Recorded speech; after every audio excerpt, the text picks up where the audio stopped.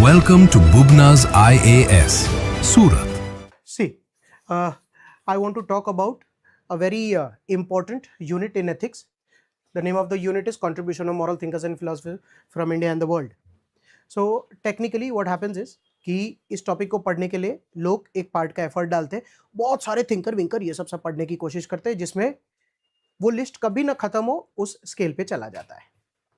स्वाभाविक सी बात है, ranging from Aristotle to Plato to Immanuel Kant to Rousseau, वो वाला एक पार्ट पढ़ते हैं. फिर इंडिया के बहुत सारे गांधी जी, अंबेडकर साहब से लेकर राजा राम मोहन रॉय से बहुत सारे लोग पढ़ते हैं. बहुत वॉल्यूम हो जाता है. वॉल्यूम हो जाने के बाद हर एक की इच्छा होती है कि भाई मैं इसमें से मार्क्स गैदर करूं. मुझे कुछ बात करनी है लास्ट ईयर के प्रीवियस ईयर के क्वेश्चन पेपर को लेके. देखते हैं. इसमें लिखा है those who in trouble are trouble will trouble trouble itself, Thiruvalluvar ने लिखा था. फिर कुछ लिखा है William James, greatest discovery of my generation is that human being are authors, कुछ लिखा है. फिर लिखा है स्वामी विवेकानंद. इन तीन क्वेश्चंस को अगर हम देखते हैं, तीनों 10-10 मार्क के आते हैं. फिर वापस 2024 में जाते हैं तो वापस से आप देखते हैं क्वेश्चन नंबर 3 में 1, 2 एंड मतलब ए, बी एंड सी. फिर आपको लगता है 3 क्वेश्चन आते हैं. तो बेसिकली थिंकर वाला जो पार्ट होता है उसमें टोटल मिला के 3 क्वेश्चन आने की पॉसिबिलिटी होती है. 3 क्वेश्चन का मतलब होता है 30 मार्क. अब अगर 2025 का क्वेश्चन पेपर देखें तो एक लिखा है तिरुवल्लुवर और एक लिखा है विलियम जेम्स. अब ऐसा है, मेरे जो खुद के पर्सनल नोट्स है उसमें तिरुवल्लुवर और विलियम जेम्स मिसिंग है. तो मैं तो गया यूपीएससी का, तो मेरा मेंस ही फेल हो जाएगा. तो एक विवेकानंद बचते हैं. फिर मैं 2024 पे जाता हूं तो मैं देखता हूं कि एक क्वेश्चन विवेकानंद साहब पे था, एक सरदार पटेल पे था, एक इमैनुअल कांत पे था. यस, इस साल के तो मेरे तीनों थिंकर आ गए. फिर मैं उसके अगले साल गया, मतलब 2023 में, फिर से मैं देखता हूँ क्वेश्चन नंबर 3 में 3 सवाल आते, एक महात्मा गांधी पे, एक जवाहरलाल नेहरू पे, एक स्वामी विवेकानंद पे. तो मेरे को लगता है हाँ ये 3 मैं कर लूंगा. फिर आता है तो एक लिखा पॉटर स्टीवर्ट और एक लिखा एपीजे अब्दुल कलाम और एक लिखा दलाई लामा. तो पॉटर स्टीवर्ट तो आ नहीं रहा है, दलाई लामा भी मैं पूरा श्योर नहीं हूँ कि मैं इसमें क्या करूंगा. फिर 2021 पे गया तो मैं लिखा ए में फिर स्वामी विवेकानंद लिखा है, फिर बी में दलाई लामा लिखा है. तो मेरे को लगा चल इस बार 2 ही क्वेश्चन आए थे, तीसरा वाला देखा तो एरिक एरिक्सन लिखा है. अब भाई अब ये आदमी कौन है. फिर 2020 में गया तो फिर स्वामी विवेकानंद है, महात्मा गांधी, सोक्रेटिस है, संभाल लूंगा. फिर उसके पहले गया 2019 में तो एक सोक्रेटिस है, एक महात्मा गांधी, एक एपीजे अब्दुल कलाम है. फिर मैं वापस गया तो मैंने देखा एक अब्राहम लिंकन है, एक महात्मा गांधी है, एक तिरुकुराल है. वाइज मैक्सिम्स ये वो तो मैंने एंशिएंट इंडिया जब पढ़ाऊंगा साउथ इंडिया का तब करूँगा. 2017 में गया तो 2000 में देखा नेपोलियन बोनापार्ट को लेकर कुछ पूछा है. फिर उसके बाद एपीजे अब्दुल कलाम को लेकर पूछा है. और फिर वापस गया तो महात्मा गांधी को लेकर पूछा है, जॉन रॉल को लेकर कुछ पूछा है, कौटिल्य के व्यू को लेकर पूछा है. ऐसे करते करते मैं गया, मैं कहा भाई 2 बातें समझ आ रही है, आपको क्या समझ आ रहा है.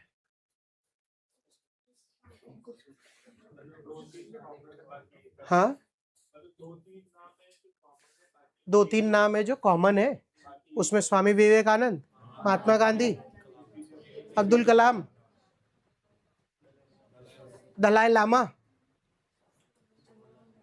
जवाहरलाल नेहरू, सरदार पटेल, स्वामी विवेकानंद. तो हुई ना बात.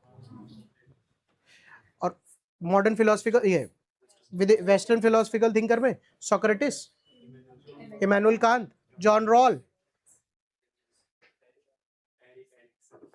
Eric Erikson. मतलब वो, इसका मतलब ये है कि मैं 10-15 करके जा सकता हूं, 20 करके जा सकता हूं.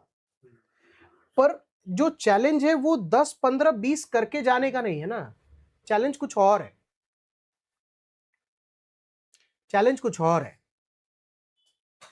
चैलेंज ये है कि अगर मैं स्वामी विवेकानंद साहब पढ़ के चला जाऊं तो उनकी एक सेइंग है, the strength of a society is not in its laws but in the morality of its people. अब स्टेप 1, मैं 15-20 पढ़ के गया, 30 पढ़ के गया, हो गया. जो नहीं आ रहा, तिरुकुराल या विलियम जेम्स को कैसे हैंडल करते पहले तो वो सीखना है. और मजे की बात क्या है, जो पढ़ के गया फिर उसमें क्या लिखूं मैं.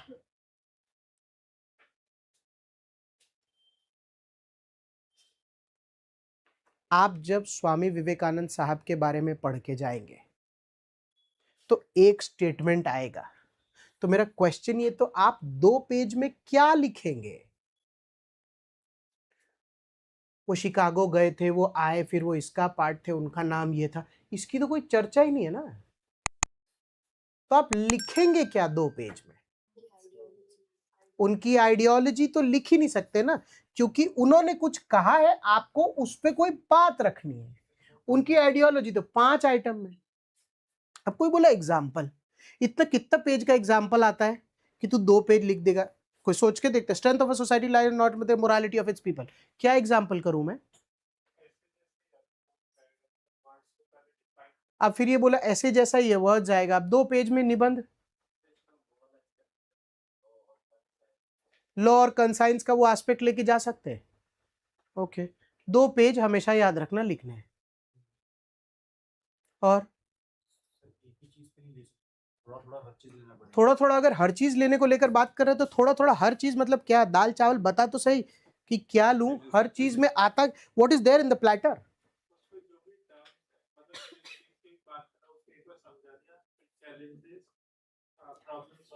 अब ये कह रहे हैं जो भी टर्म है उसको समझा दिया, फिर चैलेंजेस, प्रॉब्लम, सॉल्यूशन, ये वो। चल बता, कोई भी इन्वर्टेड कॉमास में कोई भी चीज लिखी होती है, उसका कोर फिलॉसफी क्या है उस बात का? फिर से क्वेश्चन पूछ। जैसे क्वेश्चन ये पूछ रहा हूं कि किसी भी चीज को इन्वर्टेड कॉमा में अगर लिखा जाता है तो उसका मतलब क्या होता है?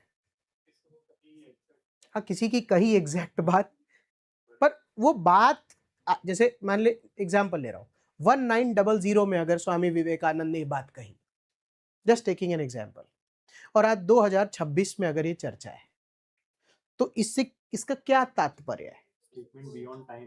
स्टेटमेंट बियॉन्ड टाइम है, ये यूनिवर्सल ट्रुथ जैसा है। इसका सबसे इंपॉर्टेंट एस्पेक्ट है इसकी रेलेवेंसी आज भी है, तभी तो दिया और पूछा होगा। क्योंकि और भी इन्होंने 10,000 बात कही होगी, अगर वो इस फॉर्म में अवेलेबल नहीं है, इसका मतलब उन बातों की रेलेवेंसी खत्म हो गई है। पता है कोर फंडामेंटल क्या है? इस वाले में ना 4 या 5 तरीके आते हैं लिखने के। मैं वो सारे तरीके आपको सिखाता हूँ, आप उनमें से कोई भी तरीका इस्तेमाल करो। कोई भी थिंकर आया हो, बेसिक फंडामेंटल का आइडिया होगा उन 5 में से कोई भी, तो हम इसको पार कर सकते हैं। Fair deal? पहले तरीके सीखते हैं, फिर ये सारे अप्लाई कर करके देखेंगे, हमारा अप्लाई हो गया तो अपना काम हो गया।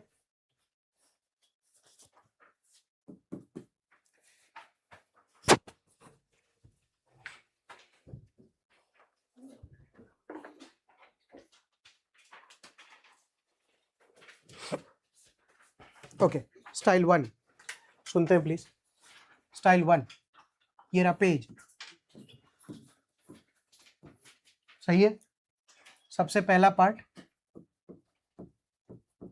आपको उनकी बात को समझाना पड़ेगा। प्लीज ध्यान से सुनिए, फिर हम ये बाद में कर लेंगे। आपको उसकी बात को समझाना पड़ेगा। तो पहले पार्ट में सर आप ऐसा क्यों बोल रहे हो समझाना पड़ेगा? What will it show to the examiner? आपको उनकी बात समझ आ रही है, क्योंकि क्या लिखा है? The strength of a society is not in its laws but the morality of its people. Swami Vivekananda meant to say that इंसान को खुद ही अंदर से एथिकली ईमानदार होना चाहिए। क्यों? क्योंकि कानून होने पर भी अगर लोग हिंदुस्तान या दुनिया में ईमानदार नहीं है तो वो लोग फिर कानून का भी अमल नहीं करेंगे। ये वो दैट इज सब तुम अपनी बात रखोगे। अगर तुम ये बात अपनी रखने में कामयाब होते हो तो एग्जामिनर क्या समझ पाता है ना? तो अब जब ये समझ पाए किसी भी चीज को समझाने के लिए, उसके बाद क्या करना पड़ता है? एग्जाम्पल लिखना पड़ता है। अब इसके साथ अगर आपका एग्जाम्पल सेट होने लगता है तो इसका मतलब आपका पहला पेज भरने लगता है। बट कोई भी सेइंग या थॉट जो होती है, उसकी सबसे इंपॉर्टेंट बात क्या थी जब अभी अपने बात कर रहे थे? वो क्यों आज एग्जिस्ट करता है? क्योंकि उसका रेलेवेंस है। तो पर अगर रेलेवेंस उसका आज भी एग्जिस्ट करता है तो मैं कैसे बताऊं कि उसका रेलेवेंस आज भी है? अगर आप में से किसी को भी लोकल लेवल पर करंट अफेयर में किसी भी प्रकार का इंसिडेंस का कोई भी आइडिया हो कि ये कोई, हाँ, जैसे recently in the thing when we said that it is existing in the society, then यहाँ पर ये हो गया था, वो हो गया था, इस वजह से सो टुडे विवेकानंद का एग्जिस्ट करता है, तो तुम्हारा काम बहुत अच्छा हो जाता है। और सबसे इंपॉर्टेंट जिसके आपको मार्क्स मिलते हैं,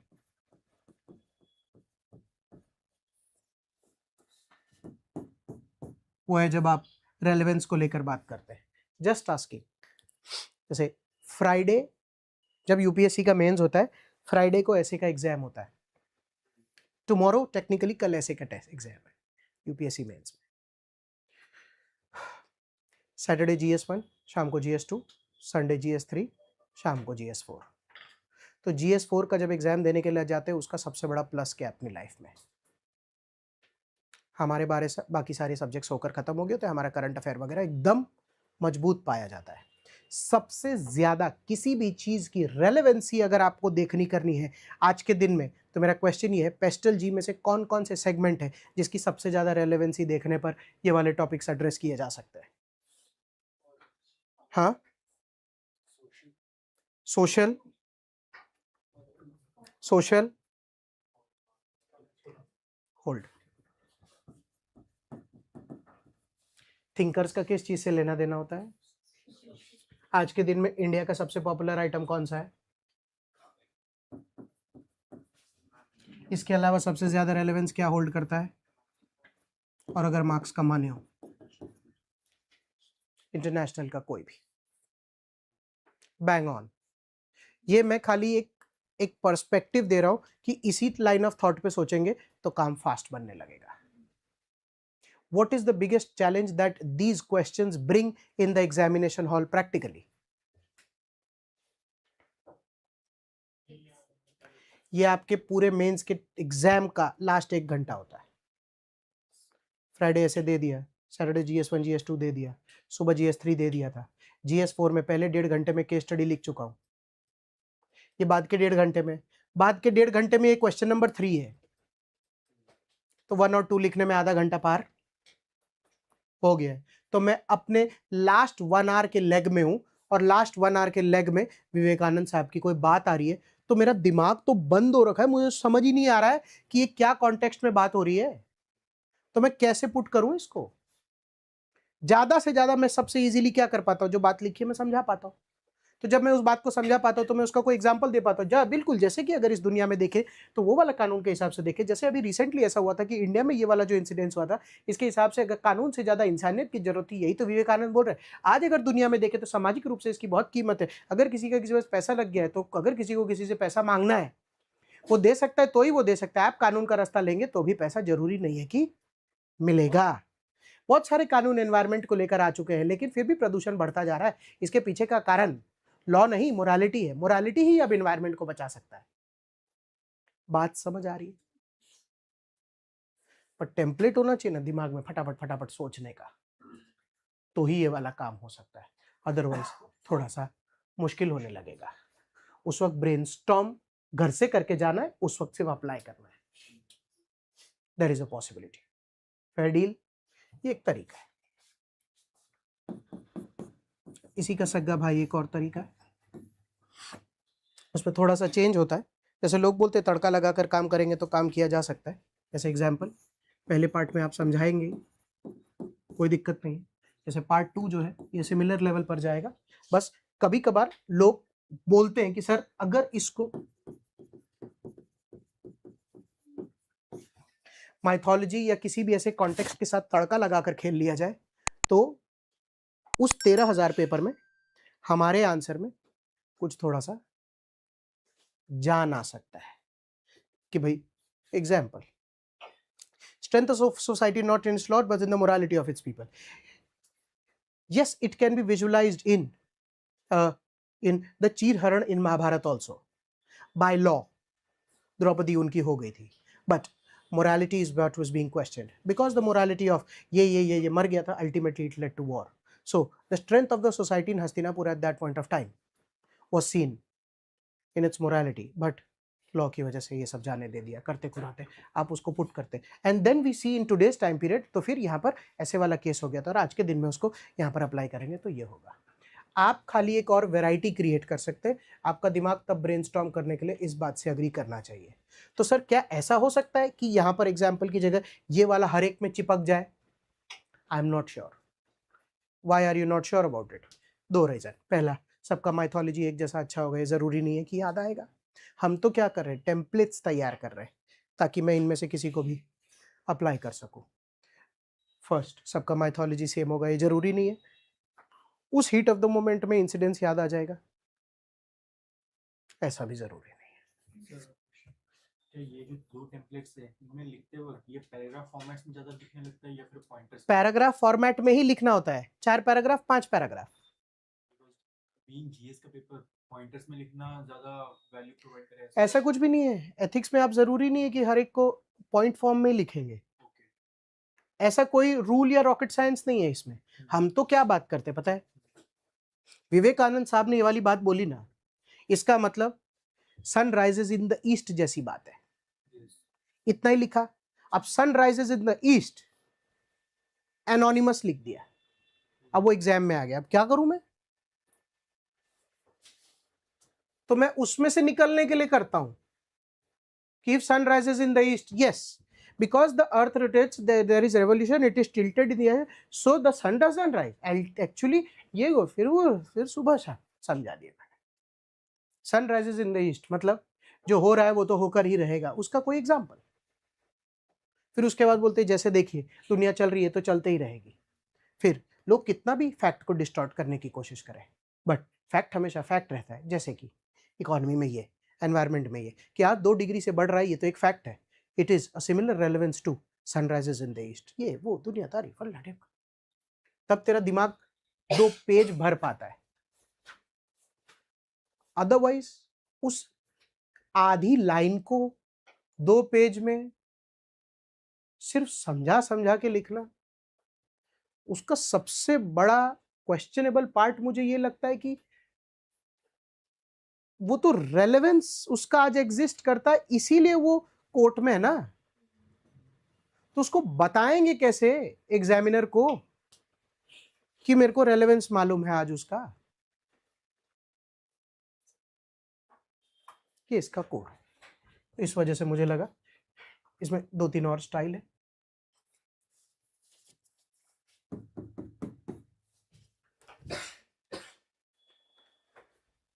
जैसे एक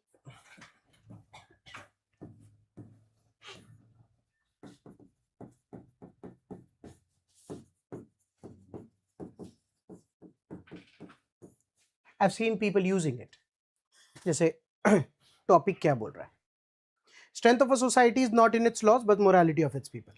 with all due respect to Swami Vivekananda, he is right. Is he absolutely right?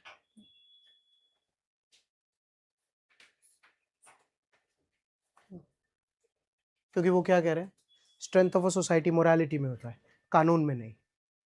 तो हम क्या लिखेंगे, ऐसा नहीं है, कानून में भी स्ट्रेंथ होता है, क्योंकि बहुत लोग मॉरल हो सकते हैं, पर अगर समाज में कानूनी व्यवस्था ही नहीं हुई तो मोरालिटी का क्या कर लेंगे? मॉरल के बेसिस पे किसी को पनिशमेंट दिया जा सकता है? पनिशमेंट किस बेसिस पे दिया जा सकता है? लॉ। तो लोग यूज करते हैं, यस, एज स्टेटेड बाय स्वामी, फिर वो पूरा बात समझाते हैं, फिर उसमें अग्रीमेंट क्रिएट करते हैं। अग्रीमेंट ही पहले क्रिएट करना है। हाँ, 2 पेज में तो भर ही जाएगा।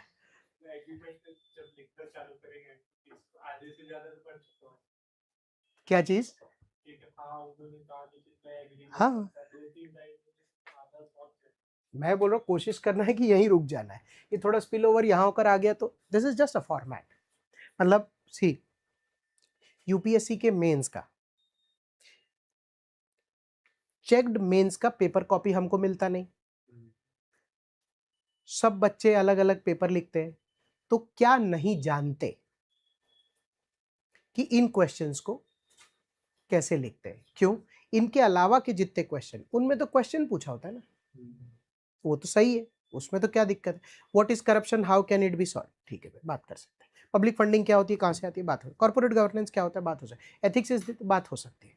इनमें क्या चैलेंज है, हमको क्या पता क्या होता है, क्योंकि पेपर बाहर नहीं आता, पहला। दूसरा कैसा है, टोटल 250 मार्क का एथिक्स का पेपर होता है, 250 मार्क में तो टोटल मार्क्स लिख के आते हैं, तो किसी बच्चे को 130 नंबर आए तो कैसे बाइफरकेट करके बताएंगे कि किसी के केस स्टडी में कितने या ये पार्ट 1 में कितने?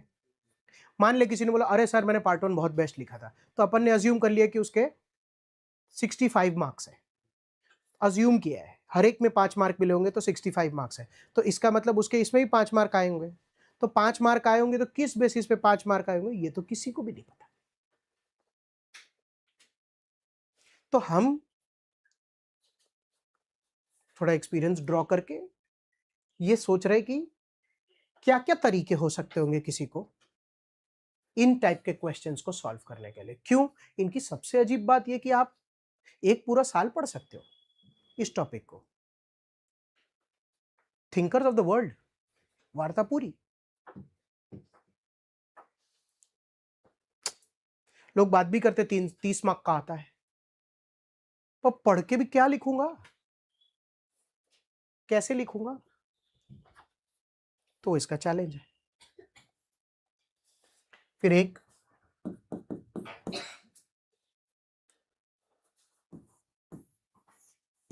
सॉरी, ये 2 पेज में ही पूरा चला जाएगा, मैं इसको ऐसे नहीं लिख रहा।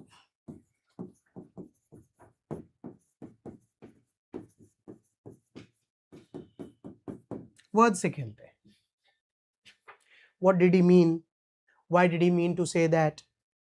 When did he mean to say that? ये सब क्वेश्चंस के हम आंसर ढूंढ मतलब इनका हम कॉन्टेक्स्ट में लिखते हैं। इसमें सबसे मेन प्री रेक्विजिट क्या है? हमको ना ये पता होना चाहिए कि वो इसके बारे में क्या, कब की बात है। ये जैसे ऐसा ही इसका 5th फॉर्मेट है। हम बोलते हैं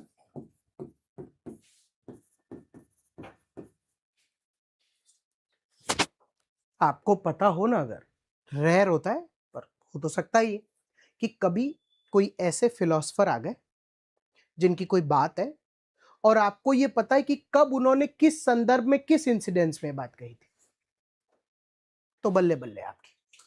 क्यों? भारी ज्ञानी लगेंगे आप कि भाई इसको ये पता है कि गांधी बापू ये बात कब बोले थे। In when Chauri Chora took place. Then after that, when the Bardoli Satyagraha, proclamation during that time, when Gandhiji, and it was that in the context of this, when he said that, and I can, for I will make the whole world blind. With that, what he meant to say that. Rare species. होता है ना कि वो बात ही पता है जब ये बात उन्होंने कही थी। चलो भाई, मुबारक हो, तुम्हारे 2 नंबर ज्यादा आएंगे, तुम पढ़ाई ज्यादा करते हो, या तुमको याद आ गया पढ़ाई तो सारे ही करते हो कि वो क्या बात है। आप इनमें से कोई भी स्टाइल पिक करके वो 3 आंसर लिख सकते हैं। 4-5 गोल्डन रूल्स। पहला, 15-20 कम से कम पढ़ने चाहिए पॉपुलर लेवल पर। मैं ऐसे ही फास्ट 10 साल का लाया था, फ्रॉम 2025 2016। आज से तीसरे दिन में 2026 का भी आ जाएगा, एक और जुड़ जाएगा 3 क्वेश्चन। तो पहला, ये पता होना चाहिए कि इस क्वेश्चन ये बात क्यों पढ़ा रहे हैं। दूसरा, मैं कम से कम 15-20-30 की लिस्ट बनाऊं। People who belong to sociology optional, who belong to political science optional, who belong to optionals which have thinkers, they may get an edge. Sorry maths geography people, but that's how it is. फिर उसके बाद लगता है speed, skill set, example डालने का skill set. वो सारी चीज़ें आती है प्रैक्टिस से। 1 दिन 2 दिन का ये काम है नहीं, धीरे धीरे। लेकिन फ़ायदा ये होता है कि GS 1, 2, 3 तीनों में सारे सब्जेक्ट्स पढ़े किए जाते हैं। तो आपके पास जिस साल आप एग्जाम देने के लिए जा रहे हैं उसके, आज ही तो एग्जाम्पल चेपा था सुबह GS 3 का, तो आज शाम को ही तो वापस से उसका यूज़ आएगा। तो हो सकता है एक और गोल्डन रूल ट्राई करना कि 3 क्वेश्चन हर बार पूछ रहे हैं। बात हुई है ना अपनी? Question 3A 3B 3C, question 3A 3B 3C, question 3A 3B 3C, question 3A 3B 3C, question 3A 3B 3C। उस वक्त 6A में था। पिछले 2021 से 21, 22, 23, 24 और 25 में क्वेश्चन नंबर 3 आ रहा है। 2 दिन बाद अगर वापस से क्वेश्चन नंबर 3 आए, अपने अज्यूम, अपने को कोई फर्क नहीं पड़ता इस बात से कि वो 3 पे आए कि वो 6 पे आए, बट एक होता है ना कि बात कर रहे हैं तो सारी बात कर लो। तो 3 पे आता है। कोशिश क्या करनी है कि हम 3 में 3 वैरायटी का यूज लें तो ज्यादा अच्छा है। 3 में 3 वैरायटी का यूज ले तो ज्यादा अच्छा है। ले पाएंगे नहीं ले पाएंगे अपनी बात हुई है, वो प्रैक्टिस से आएगा, वो प्रैक्टिस से आएगा। क्यों? एम के गांधी कितना पढ़ाएंगे, एरिस्टोटल कितना पढ़ाएंगे, पढ़ा के पूरी बात अगर समझाए ही देंगे कि किस कॉन्टेक्स्ट में बात किया था, तो ज्यादा जरूरी क्या है, इस बात का आइडिया होना। एक दूसरा एग्जाम्पल ले लेता हूं इसके बाद, Swami Vivekananda, learn everything that is good from others but bring it in and in your own way, absorb it, don't become others. अब ये फ्रेश है, तो ये फ्रेश को सोचोगे तो सबसे पहले आपको समझाना है, फिर आपको अगले वाले में क्या बताना है, एग्जाम्पल, बिल्कुल ऐसा नहीं होना चाहिए, ये नहीं होना चाहिए, ये वाली बात करें। फिर इंसिडेंस लेवल पर बात करें कि आज अगर यूएस ईरान को उड़ा रहा है तो हम भी उड़ाने लग जाएंगे क्या, नहीं ऐसा नहीं हो सकता है। फिर अपने देखे सोशल लेवल पर हमको किसी को इमिटेट नहीं करना, एनवायरमेंटल लेवल पर हमको किसी को इमिटेट नहीं करना, इंटरनेशनल रिलेशन में हमको किसी को इमिटेट नहीं करना, इकोनॉमिक लेवल पर हमको किसी को इमिटेट नहीं करना। हो तो गया कंप्लीट।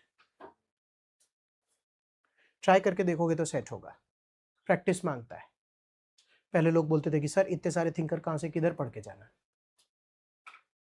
कॉन्टेक्स्ट आना चाहिए ना, थिंकर की बात एक पॉइंट के बाद क्या है।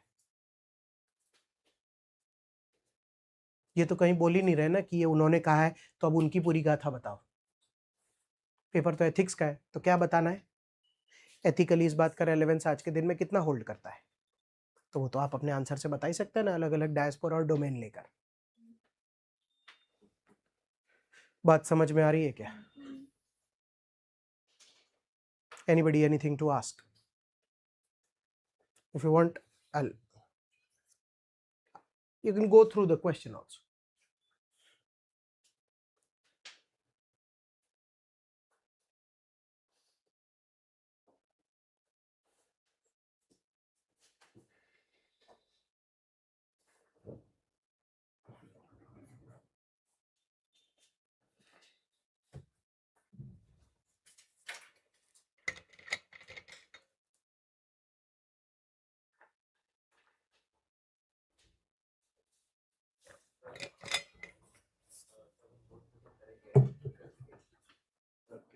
कोर्स तो बहुत सारा सकते हैं, तो हमको आइडेंटिफाई करना है कौन सा रेलेवेंट है कोर्स को लिख के उसके जो स्कोर के बारे में दो तीन वर्ड सीखना है। नहीं, he is asking about how to practice.